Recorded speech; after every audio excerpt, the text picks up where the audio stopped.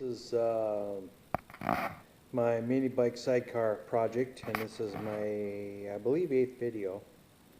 And here I'm showing,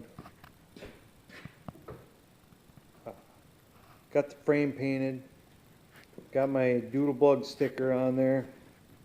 The paint turned out okay. I did have a couple spots that I think I had a chemical reaction with the primer and the paint, but overall I believe it worked out. Shock is working out. Got my rear fender put on.